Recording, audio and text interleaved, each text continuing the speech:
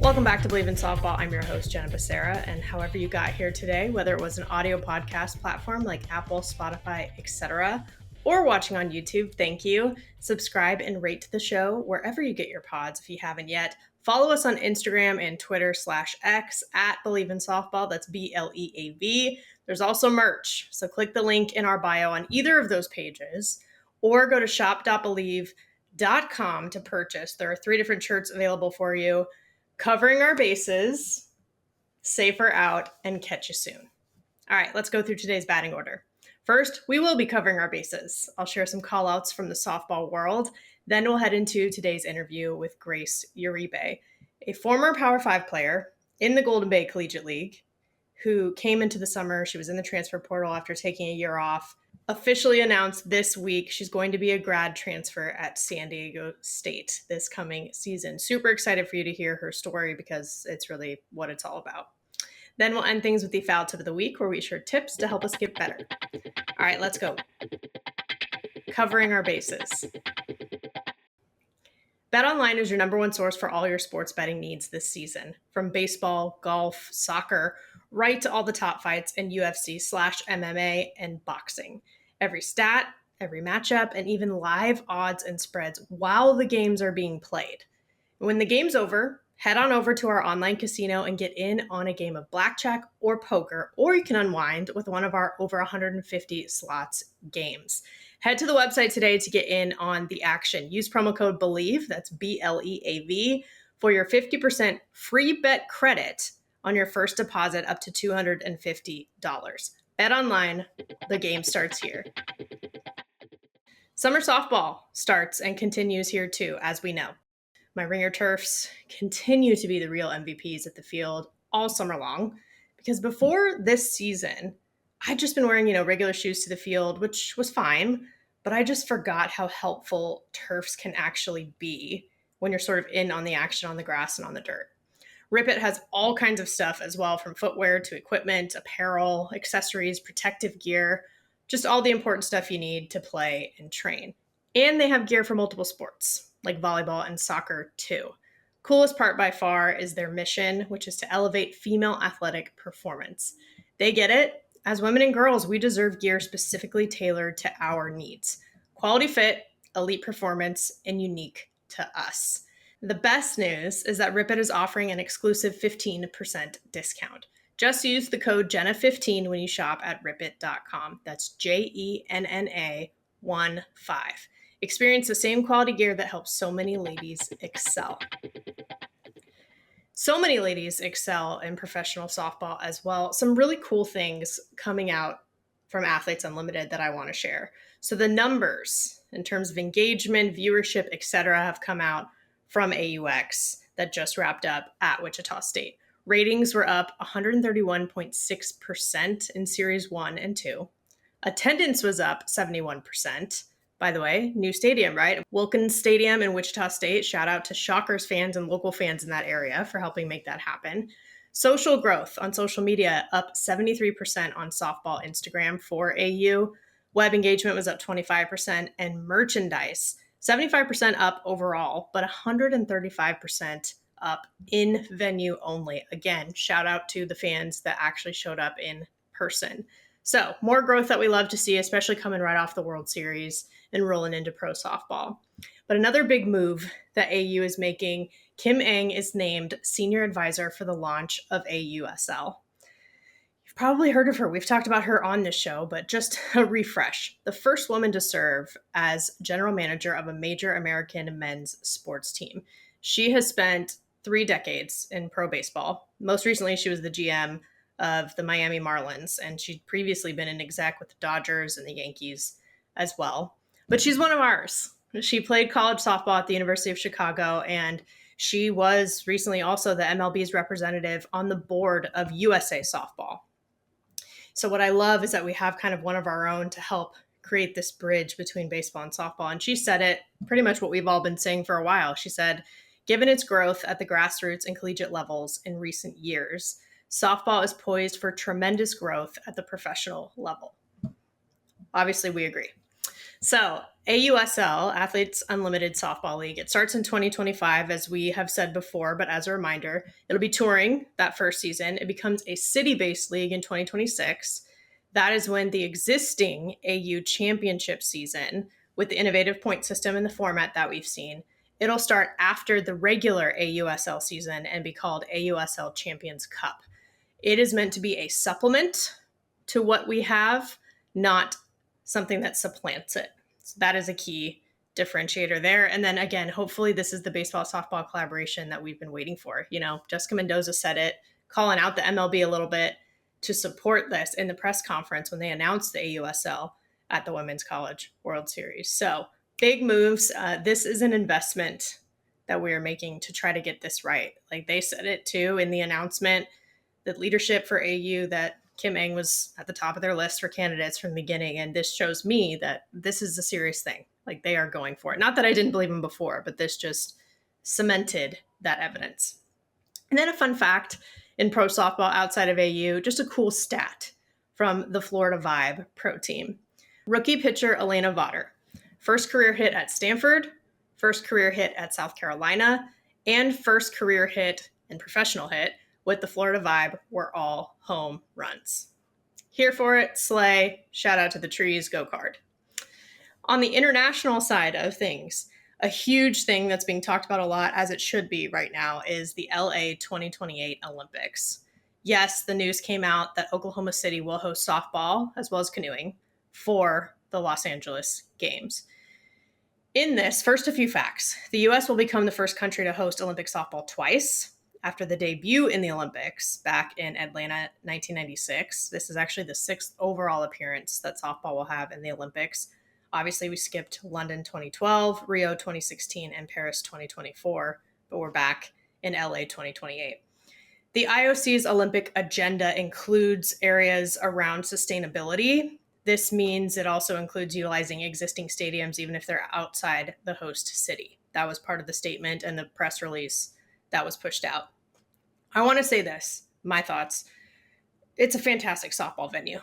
I mean, this is the same place the Women's College World Series is. It holds 13,000 people. It's an absolutely electric environment.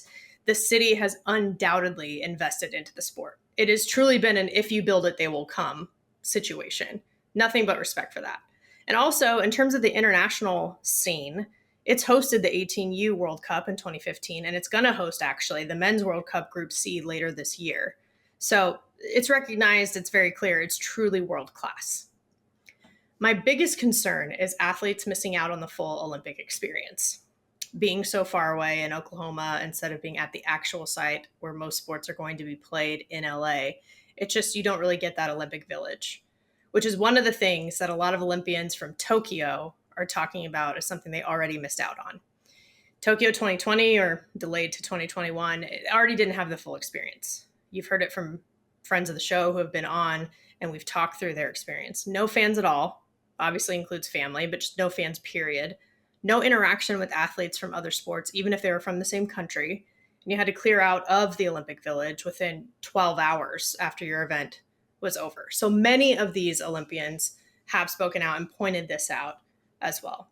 So going from that to no Olympics in 2024 to then a satellite Olympics essentially in 2028 is tough. The options that were there is to fit an existing LA stadium with a softball field the way that they did with the baseball fields in Tokyo. They played on turf. Nobody minded it. Every piece of feedback I've gotten from any players who competed in Tokyo Olympics said it was totally fine. Or build a new stadium in a new location, which would be LA. And I think that could have been a big opportunity. Do we want OKC to be the only large-scale softball stadium in the country? Or do we want this game to continue to grow? The U.S. itself, obviously a hotbed for softball, but Southern California within the U.S. is a hotbed for softball. It includes some of the four-peat national champions from OU, like Kinsey Hansen, for example, who's from Norco down here in Southern California. So this isn't about college softball. This is a completely separate event from the Women's College World Series. I think it makes sense to keep the World Series in Oklahoma City until another community is going to invest and build a venue like they have in OKC. That makes sense. But this is not the World Series. Now, don't get me wrong. We are absolutely thrilled that we're in the Olympics again. It is still the pinnacle of sport. It's still an unbelievable honor. It'll still be great softball.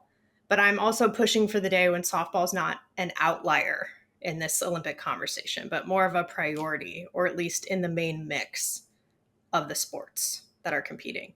So I think two things can be true at once. And in this situation, they are. We do still have the World Cup this summer too, though. And some positive news, Arizona softball going on an Italy tour this summer in 2024. It's a 10-day trip that started on June 30th, sponsored by the Italian Baseball Softball Federation and donors from the University of Arizona. So Team Italy and Arizona are playing 7 games while they're there. They're helping them prep for the World Cup that is coming up in Italy, July 15th through 20th, that we've talked about. But they're also exposing these college players to the culture there. They're going to at least 7 different cities, including places like Venice and Verona, and just what an experience to get a whole new perspective as a young woman. Recent grads like Allie Skaggs, Carly Scoopin, Allie Blanchard will also join the team, which is pretty cool that they get that opportunity, along with 5 incoming freshmen and then a couple of transfers, including Washington's Sydney Stewart. Seeing Mike Candrea, obviously being the head coach at Arizona for nearly 40 years, but he's also been an advisor for the Italian team. That is a very cool marriage that we've seen sort of emerge from all of this. And I think especially to help grow softball in Europe specifically, I just love to see it. They're making moves within the college scene as well. Conference realignments are starting to become official. July 1st was an official turning point for some of these changes. Texas and OU are celebrating the move to the SEC. Seeing Patty Gasso on SEC Network was a new sight to behold, right? And it's our new future that we're walking into. And the ACC officially welcomed SMU. They don't have a softball team, but Stanford and Cal, they'll officially move August 2nd. And things like the school flags from the former Pac-12 conference are being taken down in what was known as Pac-12 Plaza on Stanford's campus. And, I remember meeting the coaches there on my recruiting trip before committing to Stanford. They're like, yeah, let's meet at the Pac-12 flags. Things like that are changing. The big power conferences are making their changes August 2nd too. The Big Ten gains, of course, UCLA, USC, Washington, and Oregon. And the Big 12 will get Arizona, Arizona State, Utah, and then Colorado will throw in for the other sports too, them and USC. But it has officially begun. It's upon us. Cannot believe we're in July and this year's already halfway over and we're already thinking about fall sports, but here we are. The new NCAA Division I legislation that is effective immediately, I also want to point out. Programs can't send a questionnaire to a prospective player before September 1st of their junior year. So I've seen some coaches tweet about this, and I wanted to share because there are still a lot of questionnaires on the program's websites. You can go and fill those out on your own proactively to express interest. And I just want to let everyone know, if you hadn't seen it yet or hadn't heard about it, it's important for those in the recruiting process to be up to date. But college softball is going on in the summer. We know that, bringing it home with some summer softball coverage that continues. The Golden Bay Collegiate League, we're in the home stretch here in SoCal. It is the last week of the season coming up. Got some games this weekend and then a 3-game series to wrap up the championship for the inaugural year. I'm on the call for all the broadcasts as usual on Athletes Go Live. We're at Vanguard University still in Costa Mesa, California. You can look it up as well if you do have an AGL account. It's GBCL is the league, and it's the GB Quacks and the GB Crush are the teams to watch. Also, just a fun fact that's local here in Orange County, the Anaheim Ducks, the hockey team, they're bringing back the old Mighty Ducks logo for this coming season. And having called so many games and watched the Duck Town Quacks play this summer, it feels a little bit relevant, I'm rooting for them. But just overall excited to finish out the inaugural year, again, of the California region of the American Collegiate League. But someone else who's been in the league all summer is today's guest. So let's head into the interview. She is a Texas A&M alum, incoming grad transfer at San Diego State, current Duck Town Quack in the Golden Bay Collegiate League, and two-way player Grace Uribe. Grace, I just saw you earlier today at the game, but it's nice to see you here too. You too. And just so everybody knows too, what is the Golden Bay Collegiate League, right? This is how you and I met this summer. It's part of the ACL, the larger collegiate league that has different regions throughout the country. We're in Southern California, which we're both from here, so I think we can agree it's the best. Yes. Would you agree with that? Yeah? I would. Yeah, No place I'd obviously. me. But what I think is cute, by the way, is I see your grandparents at every game. They're always there. That's the one thing I'm excited about being back in California is like my family, they roll deep. They roll deep. They say hello every day. At the end, they'll be like, see you tomorrow. They're so cute. They're super sweet. Actually, your grandpa was telling me he went to Menlo College, which is down the street from Stanford, and he was like, there was this bar we used to go to. I don't know if it still exists. It was decades ago. It's called the Dutch Goose, and I was like, it does still exist. I just went not that long ago. It's still a popular spot. So that was kind of wild to have like that small world. That is funny. Well, I didn't even know about that place, but I guess every college town probably has one of those. Something like that. That's a good point. And I was like, yeah, they still have deviled eggs too. He's like, they do? And I was like, yep, I guess that's been a long time staple too. That's funny. You learn something new every day. But I think I read, so I did research on all of you. I know that you guys know me because I talked to you all in the beginning of the season and all of that stuff. But like I've done also some just background on all of you because trying to support you guys, obviously, this summer. I saw a fun fact that you wear the number 8, which you're wearing this summer too, because it was your first All-Star number. Is that true? It was. And then I was happy to kind of so at A&M we always did like we would contact our alumni who all wore our numbers, and we would kind of like reach out to them and send an email or a letter. And I was always excited to send one to Tori Vidalis. Like she was somebody that I always like to keep in contact with. So that was really cool too. Tori's been on the show and she is awesome. We love Tori. The best. I love her. Yeah. She's definitely, there's a long list actually of Aggies that I like, but she's definitely on it. Yeah, she's amazing. She's so fun, and she's so fun to watch too. She's like, however she is on the field, like she's like that off the field too. She's just great. Yeah, she's the best. And she does know how to have fun while playing softball, which I think is easier said than done sometimes. Yes. You all are doing a great job of that this summer, though. Is that an important thing to you through this experience? Absolutely. I definitely think like taking a year off and just also like being in the college scene for so long, it's nice to kind of like have fun for the game again, like it's like totally unserious, but it's also doing what it needs to do for me and getting some live reps, so like it's honestly perfect for me. Well, I had pretty much the same experience when I was in college. It was not nearly as like, organized with like the way that this structure has been for all of the regions in the ACL. But there was like a women's league essentially when I was in college in the summers, and it was the best thing I ever did because I had so much fun. And even you get the physical reps, of course, that's going to help. But like the mental part of it was just like game changer for me. Yeah. Yeah. And I was excited that one of the girls on my team is also at San Diego. So I was like, that's perfect. That was awesome. Julie Holcomb, for those who are wondering, when you told me like, okay, I signed my letter, I was like, oh my gosh, that's so exciting. You already got to get to know one of your teammates a little bit. Like, how cool is that? Yeah. I had a couple of friends that went to SDSU, but since I took a year off, they just graduated. So like I played with them in travel ball, but they loved it there. Everyone that I've talked to, alumni there, they loved it. So I'm really excited. I'm really excited for you. A lot of Mountain West girls too, just from across the conference that are in the GBCL. So that's cool. Yeah, it is cool.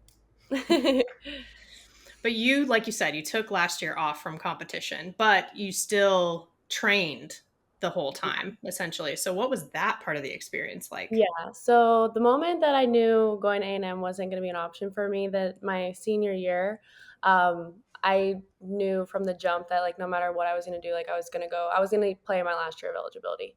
Like I knew that I wanted to graduate from A&M, and that was really important to me. And honestly, at the end of the day, I really wouldn't change it for anything, because now I get to start my master's degree and kind of like figure out life. And I also I got that time to, when you're like done with softball and you just get thrown into the real world.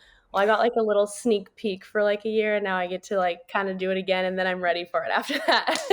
But I knew from the jump that I was gonna transfer at some point, so I actually started teaching softball lessons and paying rent at a place to teach softball lessons, and then I also used those cages for my own benefit, and I was hitting and pitching and stuff there, so it worked out perfect. That's so smart though. And man, I feel you on the real world stuff. Still trying to figure out what I want to do with life, by the way. So just don't feel like you have pressure to do Yeah. that immediately. It takes a while. Yeah, It's like a lifelong thing. yeah, for sure. But yeah, I was really fortunate. Some of my friends, they coached at the 12 organization. Megan Gibson actually coaches there. It's in College Station, and it was just a perfect spot for me to, like I said, do lessons. And some of my friends do it also. So like I was still around those people and had fun and just kind of did it on my own time and got to do school and all those things too. And in school, you studied psychology for your Yeah, undergrad. Is that yeah, right? What are yeah. you hoping to do moving forward in your grad program and then just career wise? Yeah, so I am doing a master's in rehabilitation counseling, so more on the mental illness track. It's just something that's kind of been important to me. Growing up, mental health had always been kind of important to me. So I knew in college, even though not exactly knowing what I wanted to do with it, I knew that I wanted to learn about it and use it however I can to help people or advocate. And then also being in college and like just how disheartening it was to see how many athletes struggle with mental health. That kind of became important to me. So now I'm hoping to kind of go the counseling route and get my license hopefully in the next 5 years. Usually that's about how long it takes. And then, yeah, that's kind of what I want to do. So, You're right. It does affect a lot of student athletes yeah. more than ever, I feel. I think, well, I don't know. It's tough because we talk about it more. So it seems Mhm. like more than ever than it was before when nobody really talked about it. But there are just other factors like social media and just Totally. NIL, like so many new things that have been a part of this experience that make it complicated. So that's really cool that you want to kind of pay it forward or give back in that Yeah. respect.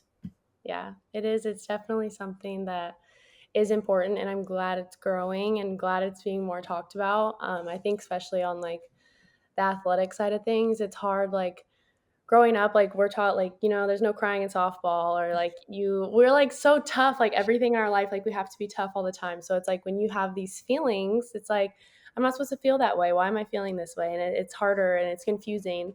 So it's like unfortunately when there was some instances of mental health and depression in athletes, like I loved how everybody in the softball community came together and they started sharing their stories and spreading awareness about how they felt, and I thought that that was really cool. So I was happy to see the softball world come together. It is. I've seen green butterflies, for example, on a lot of visors or helmets that represent just mental health Hmm. and awareness for it and support for it too on all kinds of different teams throughout the Yeah. country. As one example, there are plenty of Yeah. other ways that people show that support too, but just seeing that little thing alone has been pretty encouraging despite Yeah. all the craziness. Yeah, for sure. Yeah. What do you think while you were at A&M in your undergrad years? Now you're going to be a big time grad student. So, but in your undergrad years, what do you feel like were the biggest things that you learned on and off the field?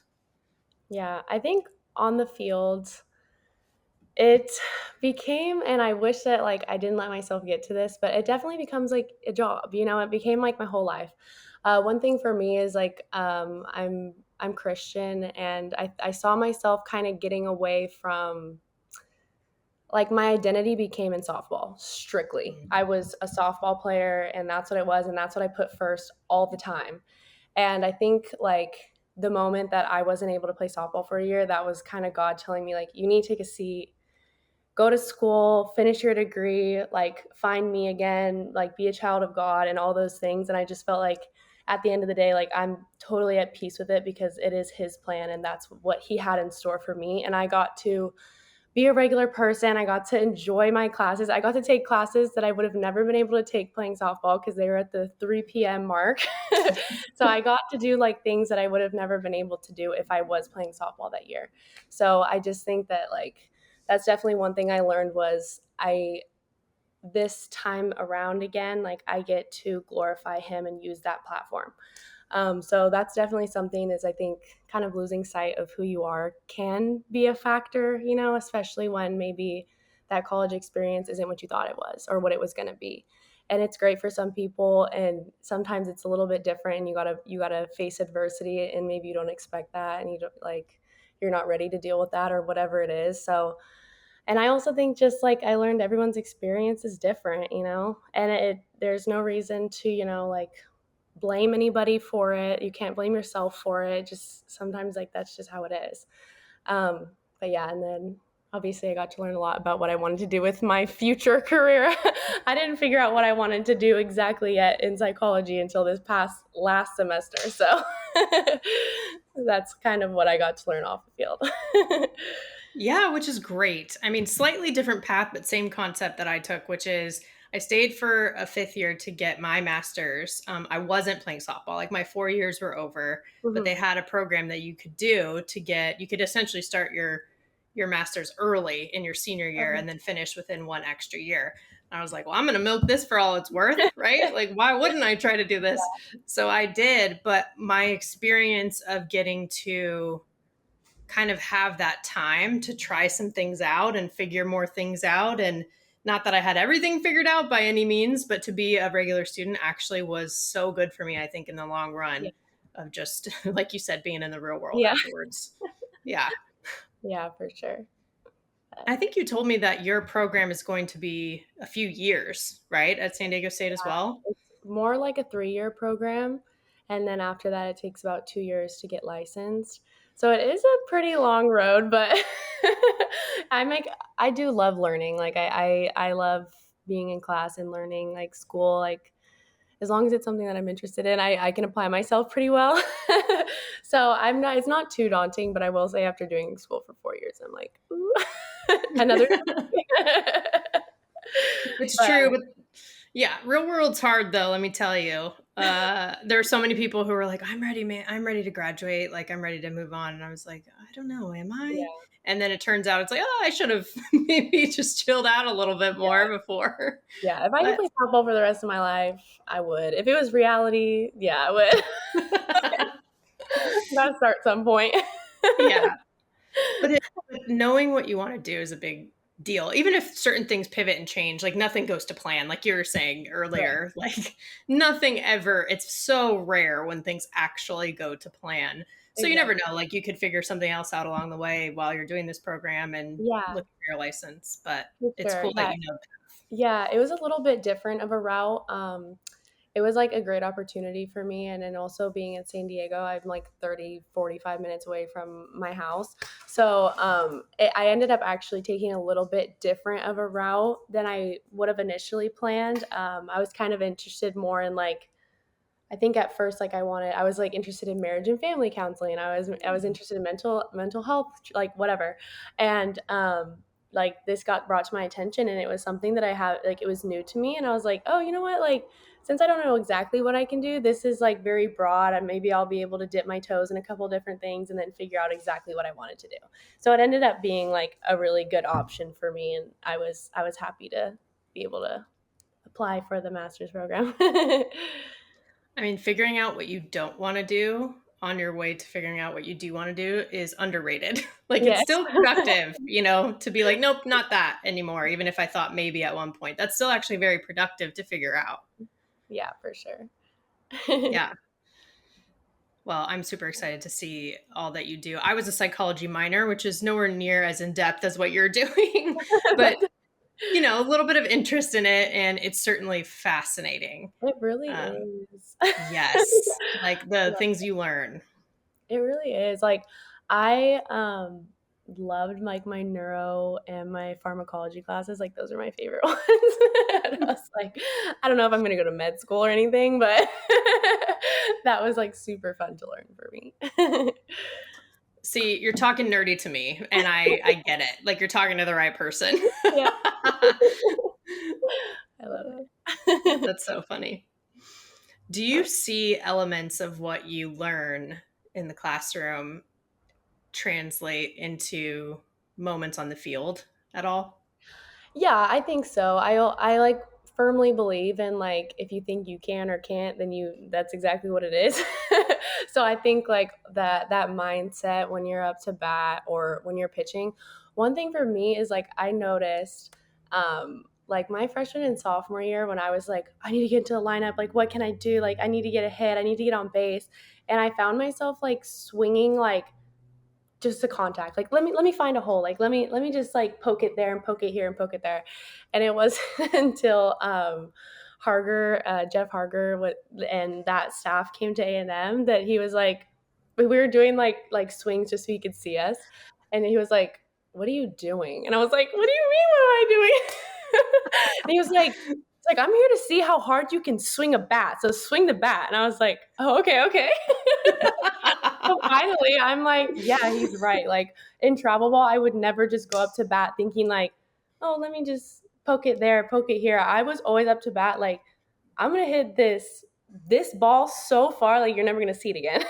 Yeah. Like I finally got back to that mindset, and that's exactly how I feel now. I'm like, at the end of the day, like I came out here to take some big hacks, and if it fell, whatever, you know? So like that definitely, I think, like having that mindset of things of like, yes, I can do it. Yes, I'm the winner out here. Then like it, most of the time it goes your way. So I think I see those things kind of translate. Oh, yeah. Even today, the day we're recording this, the game earlier today, you hit a home run. So I can That see one, that. I was like in my head, I was thinking, I was like, you know, sometimes when I fall behind in counts, that's when I start to find myself like, let me find a way to get on, which isn't a bad thing. But also today, I was like, you know what?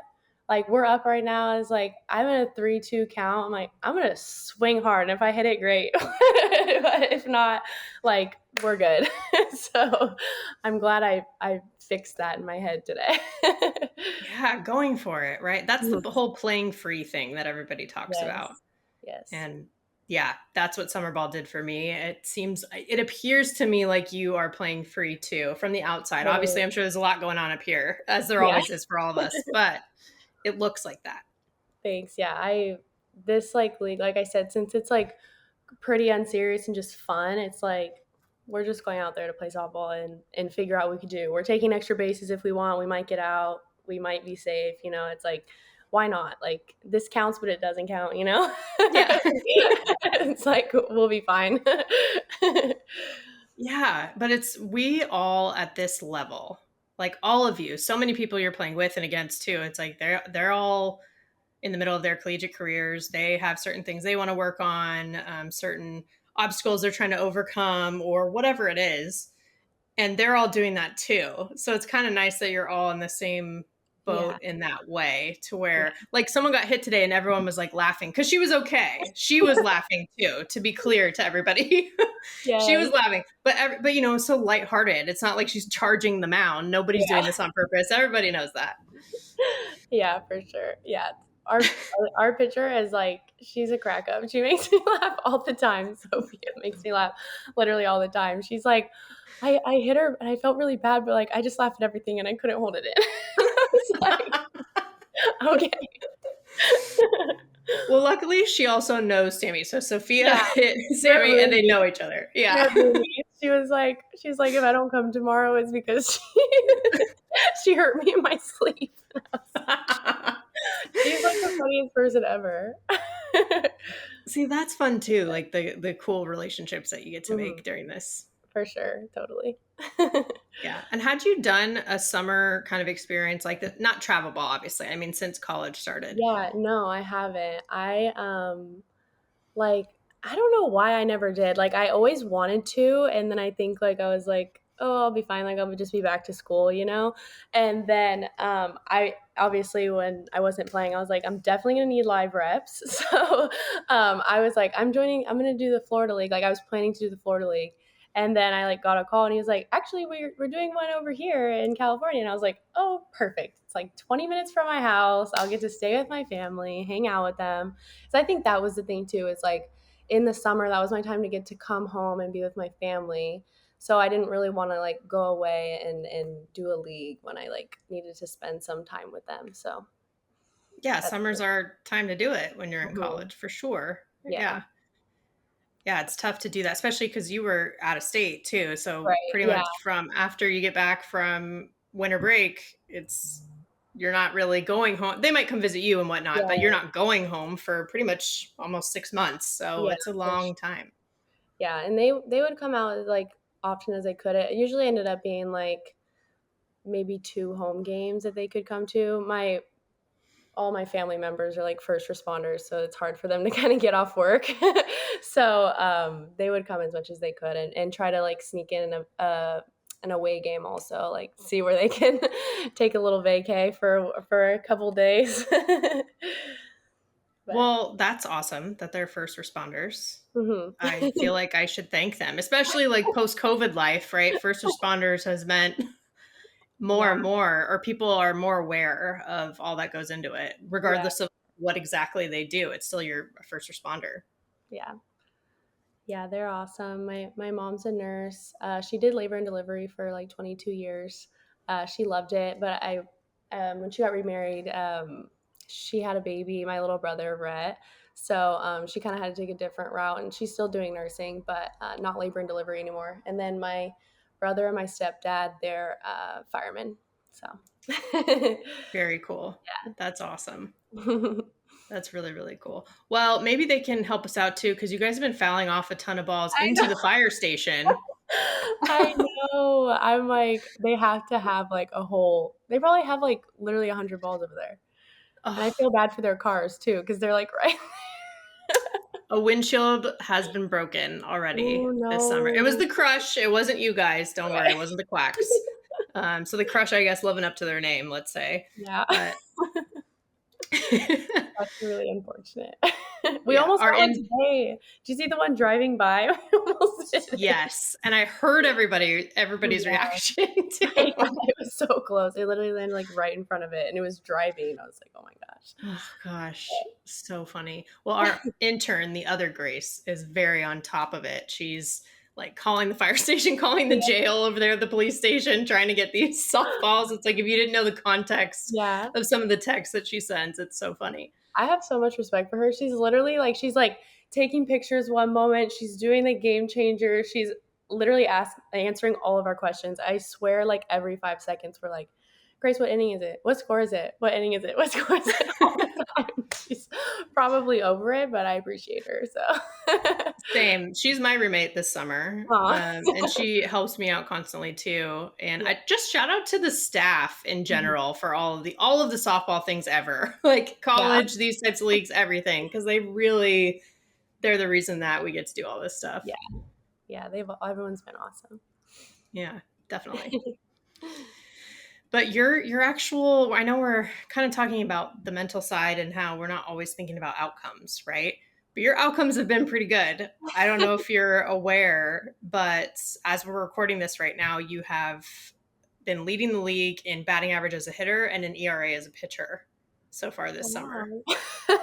You didn't know that, did you? I haven't been looking, but I've also been trying not to. Like, I do care, but I'm also like in the mindset of, like we said earlier, like for me, it can't be about outcomes right now. Like, I need to just do what I need to do and do what I do best and then be okay. No, 100%. That's absolutely as it should Yeah. be. You always play better when you're doing that anyway. Like, or at least that was my experience. When I did this summer league, I remember I made an all tournament team at like some state tournament thing.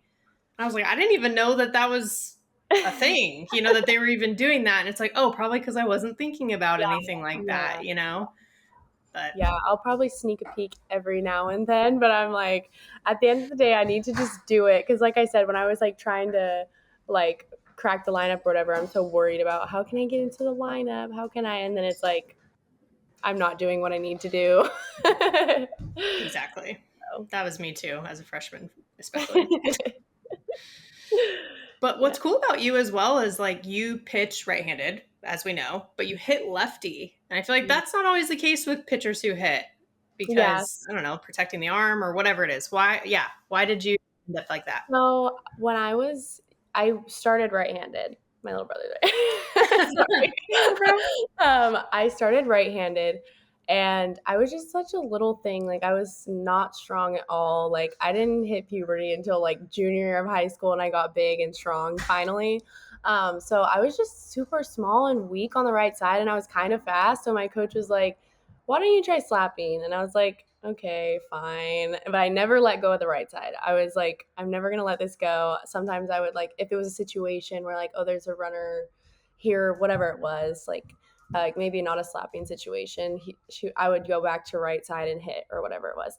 And I kept it around until, like, I think my sophomore, junior year, I started swinging away left-handed as well. And my hitting coach at the time, he was like, I'm not getting rid of your right-handed swing ever. Like, please don't. And I was like, okay. So we would just work both.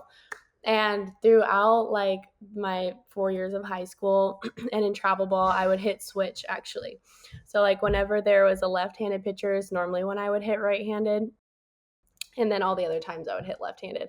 But when I got to college, Coach Snyder, Craig Snyder was like, you should probably pick a side. And I was like, okay, fine. So I ended up picking left just because, like, not a lot of pitchers can come inside on you. So you're mostly just getting, like, outside, outside, outside, hammered outside. Like, you know you're going to get a pitch outside and you're ready for it. So that's kind of why, and you're closer to first. But I just, like, so that's why I ended up picking lefty. And I got to a point where, like, it was pretty much the same strength on either side, right-handed or left-handed. So I kept it around, and I sometimes, like, when I'm on the tee, I'll do right-handed every now and then. I feel like it helps with my hand-eye, like, when I do both. So I Yeah, was like, I always kind of practice both, but I can yeah, see that. There's a little bit of like keeping your body balanced, yeah, you know? for sure. Yeah. Yeah. I do feel like people always have a story when if their, natural is one thing and then they hit or something the other side. So I'm always curious because pitchers usually, like I said, it's the same side of whatever side they throw.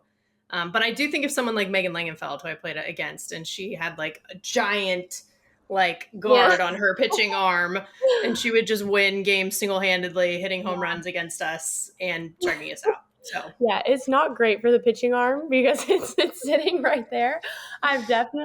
We had one of our hack machines at A&M. It was always out to get me. Like every single time there would be like a random like crazy pitch and it would always get me right under the shoulder blade and it was like the worst pain ever. I would like run into the training room like, help me.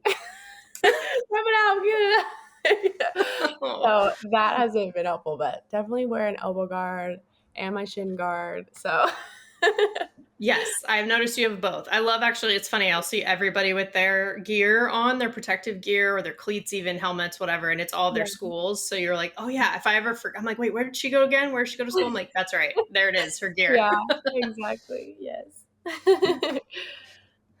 Well, that's good. But you also don't wear a face mask on your helmet. I feel like I a few of don't. them don't. That's old school a little bit. Yeah, when I got to school, Craig Snyder, I don't know if like there was no other helmets to be had or if he was like wanting me to secretly like get rid of the mask.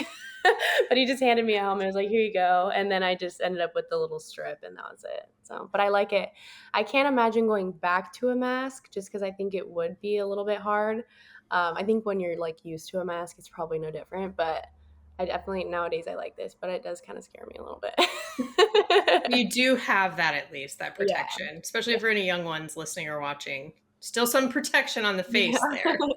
Yeah, and definitely had to learn too because when I was right-handed forever, I was learning to turn this way, and then also when I started slapping, like I'm going towards the pitch. So I never really had to learn to like turn this way. So Right. like that came a little slow for me, and I'm glad that I got it down finally because my face would be gone. Oh gosh, yeah. Going with it.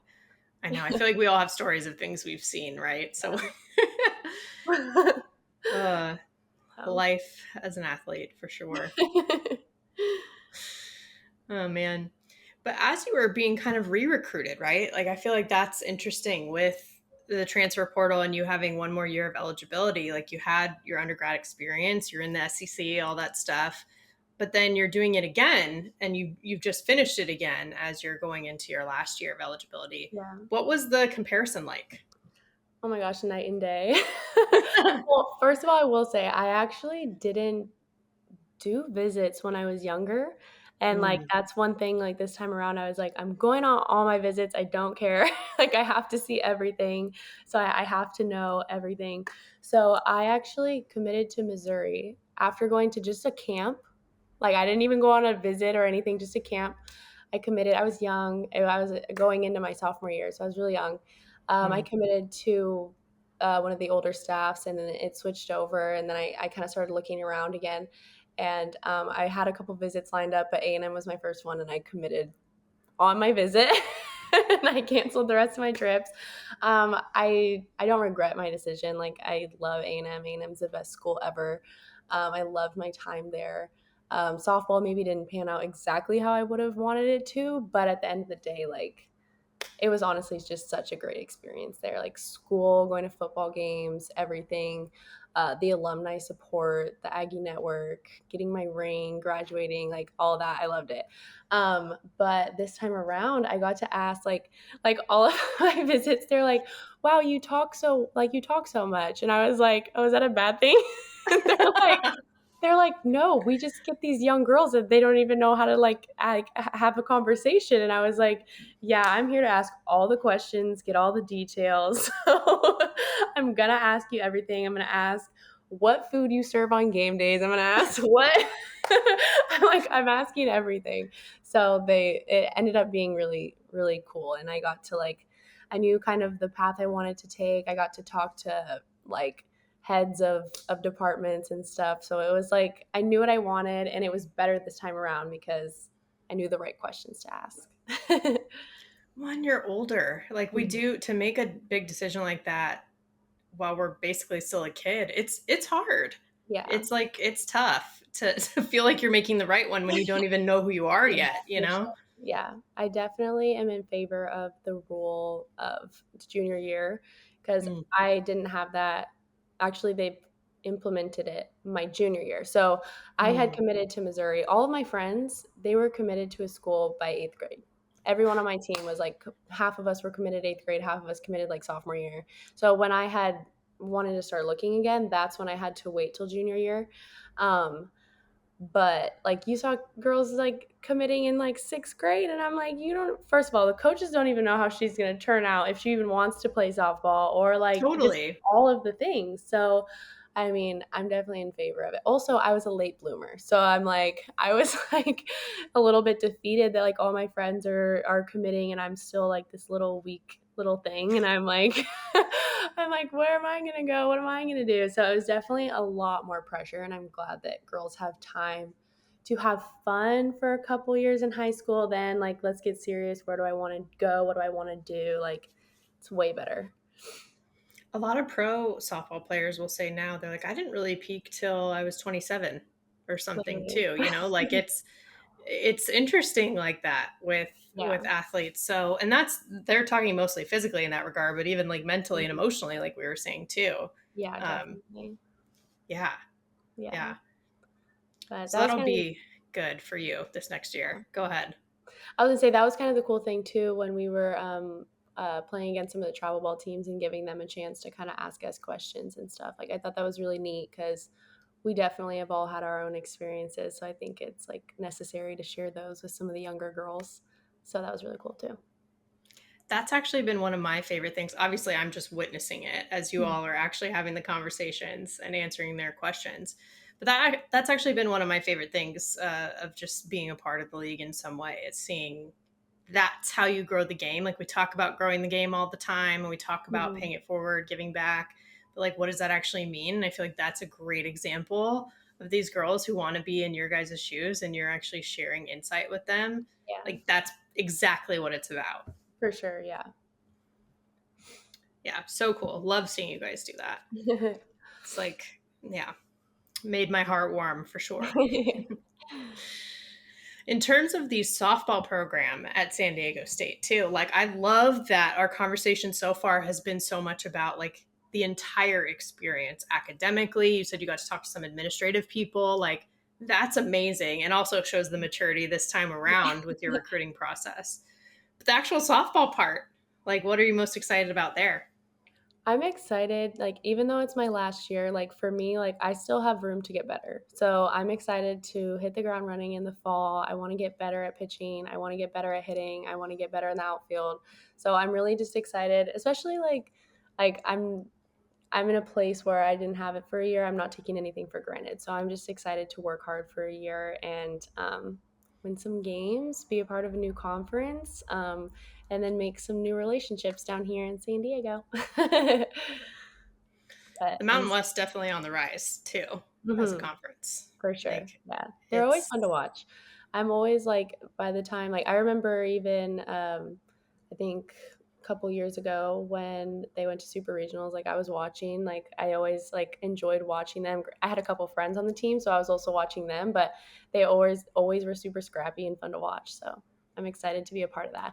I think too, I'm excited to be a part of mid-major too, because I think that sometimes in the Power Five, like it's kind of going through the motions. Like these girls, like we have everything at our fingertips all the time, and like that's definitely easy to take for granted. So I think that going down to a mid-major, like where they work hard and they want to be there and they have to work for those things, and like I just think that that's going to be something super fun to be a part of. So I'm really excited for that.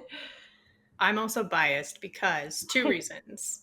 One, I actually did visit San Diego State when I was being recruited initially, Mhm. twice, and it's gorgeous, obviously there. It So is. I'm not surprised, like when you were saying that you really enjoyed it. But then the other reason is because now, as a different coach at the time, but now Stacey Newman has been on the show too. And Yeah. obviously, she's a legend as a player, but to see what she's done with the program from a coaching perspective is also really cool. And just knowing her personality, it seems like it's just like she's a great coach, right? Like she's a great leader. So I feel like from what I do know about you, which I'm still getting to know you, but what I do know is like it seems like it's a good fit. So that just Yeah. fires me up. Yeah, I'm really excited, and like I also like my experience away from home. Like, I'm super close to my family. I call my mom every 20 minutes. Anytime I'm on like a walk to class, like I'm calling my mom. Um, but like it speaks measures that like I didn't think I wanted to come back home. Like I was like I loved my experience away. I loved having my own thing, playing softball at a state. I was like I don't think I'm gonna want to come home. Like I don't think I'm gonna want to be here. And when I came on my visit and like I stepped foot on campus, I was like, wait, I want to be home.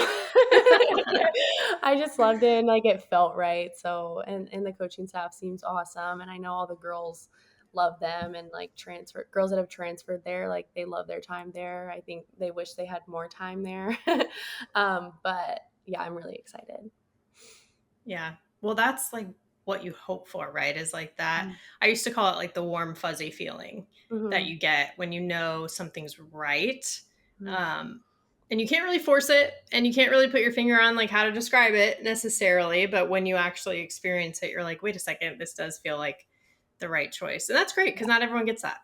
Yeah, yeah, for sure. And it definitely helped too because since my master's program is 3 years long, I was like, what am I going to do out of state for the other 2 years that I'm not playing softball? Like, I'm going to be alone somewhere and not have anybody. I'll have my softball friends that I made, of course, but like, they're going to be busy. I'm going to be doing my other thing. And I'm like, it's nice that I'm close to home now. So, And you get both experiences out of it. Like, not that you planned it that way, but like that's also probably going to be valuable. yeah, for sure. Yeah. When you look at going into this fall, for example, and you're like, okay, it's my last go around softball wise. You have more school, we know, but last go around for softball. You said before you're not taking anything for granted. What else is kind of in the front of your mind as you do that?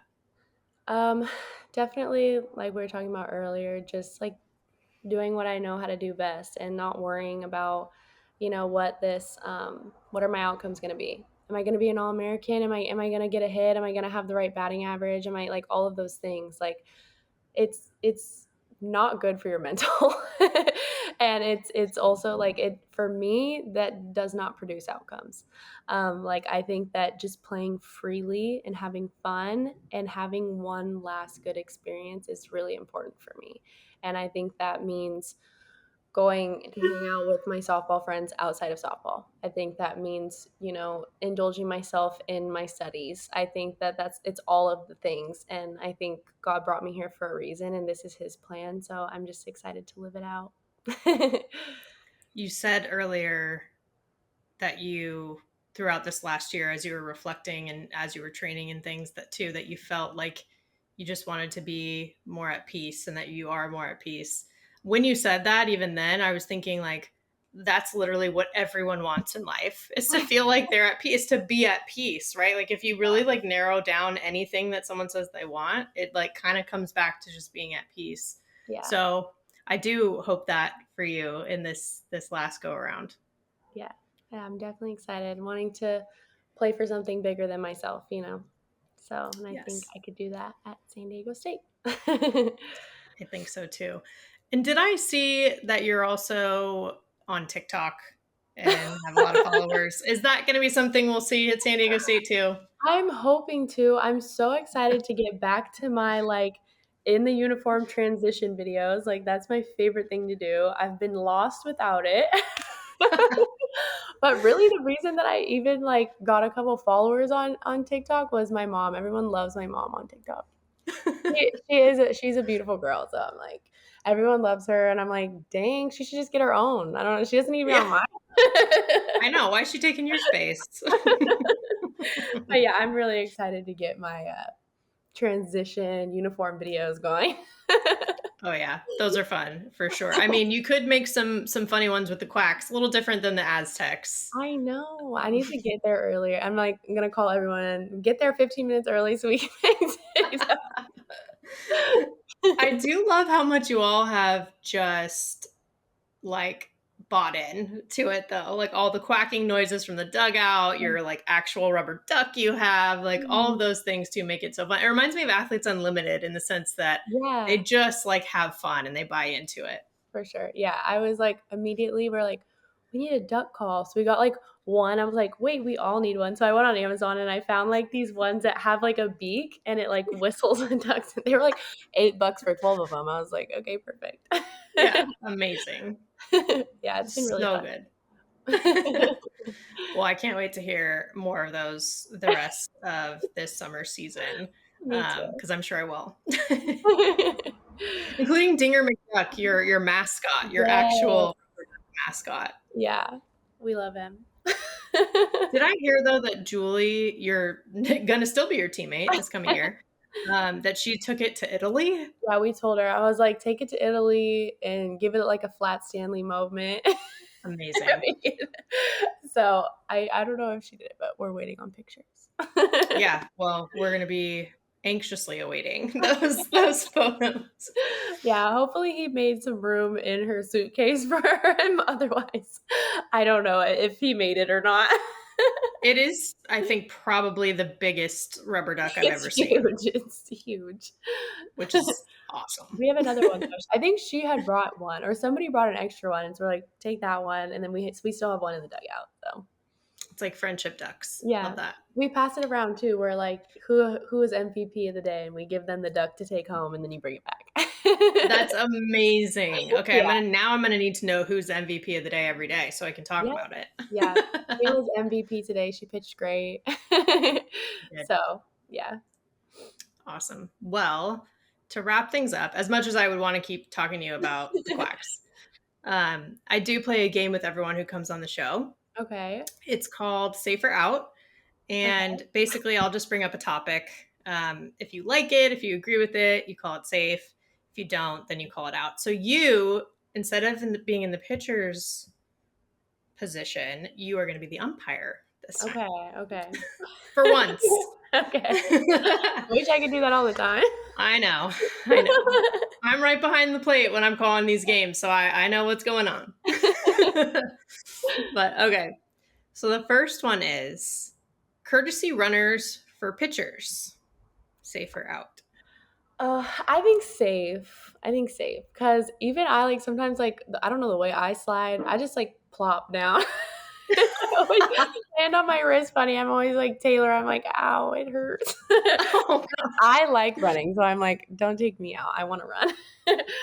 well, that's what I was gonna say. Is like you never get a runner. I think everyone else, all the other pitchers and catchers do, but not you.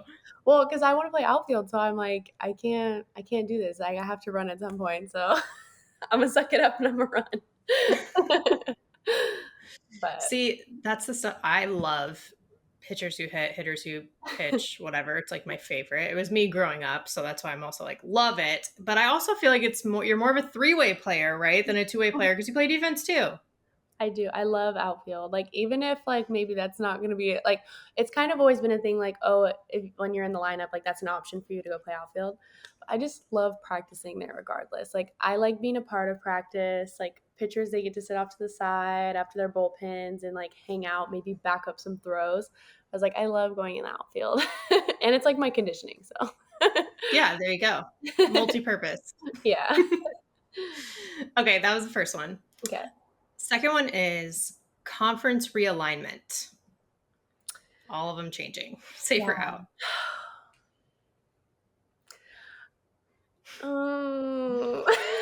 This is controversial. I know it's tough. I'm kind of gonna go with out though, like just because like it is kind of like granted like some of like the teams on the West like moving to like ACC or like Big Ten over there, it's like that's gotta suck flying out there every away game. Like that does not sound fun. I mean, I love traveling and I'm glad they get to go to new places, but every week, like that's a lot. Like Yeah. at A&M, like traveling SEC, like it was like an hour plane ride, like this, like it was like super easy. So I was like, that's kind of the only reason I'm out on it. Yeah. And it did kind of shuffle a lot of things around.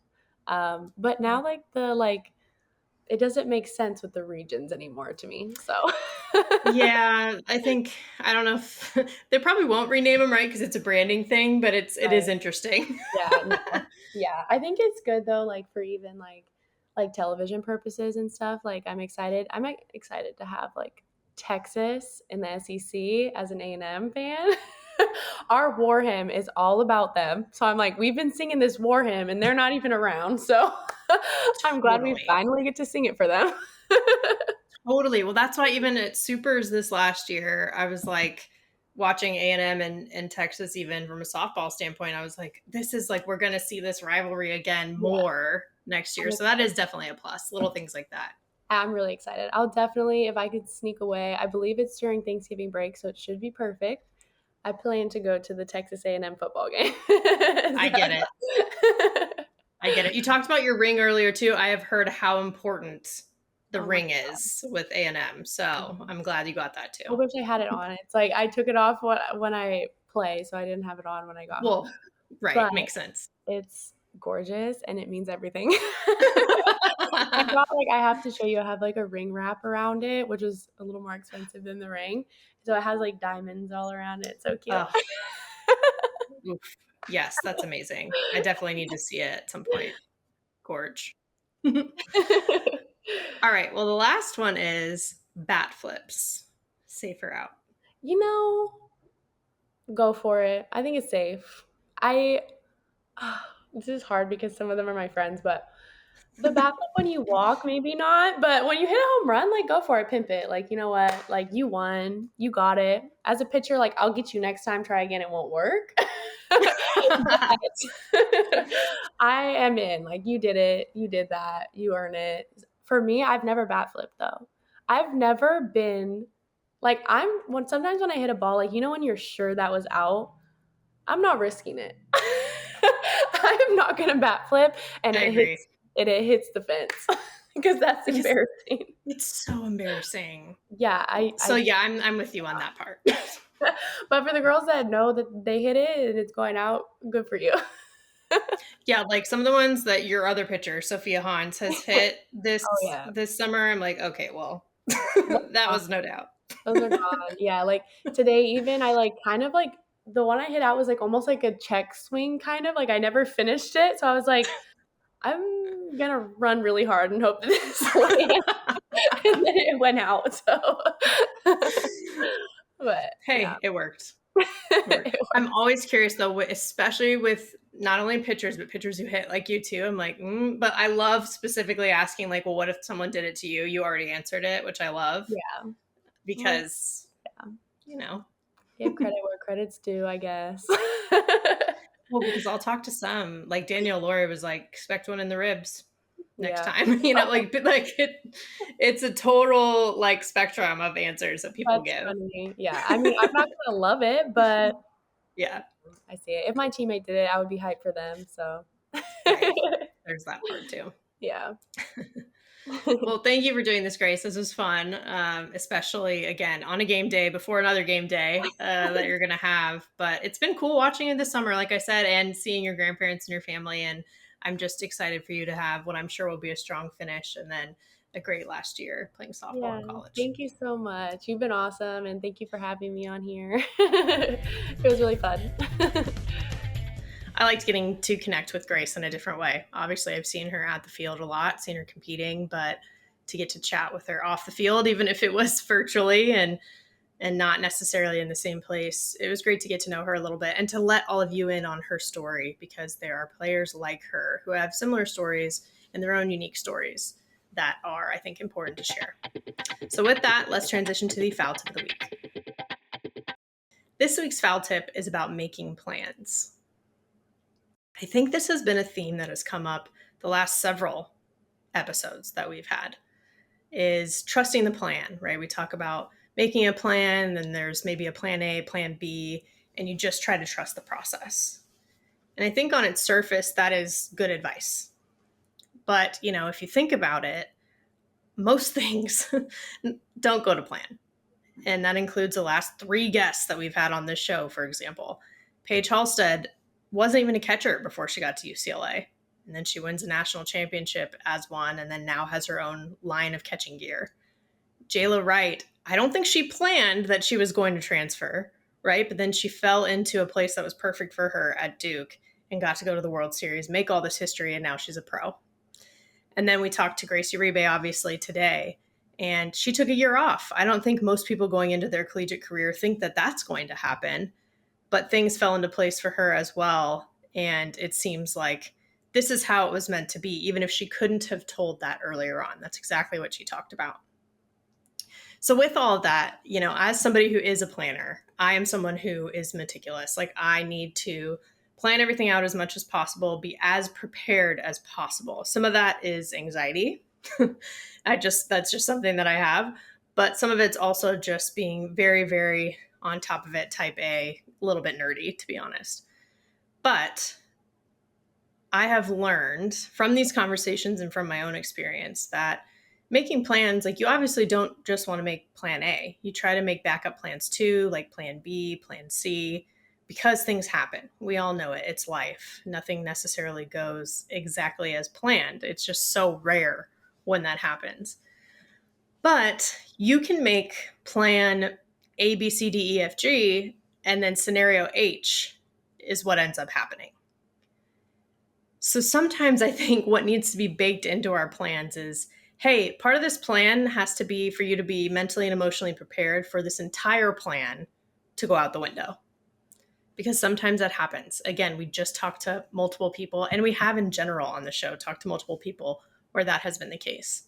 So when we're making these plans, I don't think we shouldn't make them because manifestation's a real thing. Let's keep making plans, but I think we should learn how to edit those plans or make those plans editable. Make space for us to be able to pivot and adjust and kind of move our path as we need to. Because I think that's the thing that makes the difference. It's not necessarily always going to work out. Obviously, for Paige, Jayla, and Grace, something had worked out. It was a little different than what they envisioned, but something worked out for them. That doesn't always happen with everything. But I think if we have this mindset going into it, we're more likely that something will work out for us. So that's it. Edit our plans. That's the foul tip of the week. You've been listening to Bleav in Softball, part of Bleav Network and presented by BetOnline. The show is available anywhere you get your podcasts, wherever you listen, including Bleav.com and YouTube too. Subscribe to the show, rate the show. If you liked it, write a review for it. Follow us on Twitter/X and Instagram at Bleav in Softball. Again, that's BLEAV. You can reach out to me personally on Twitter/X at JennaBecerra01 and Instagram at JennaBecerra as well. As always, thank you for tuning in and catch you soon.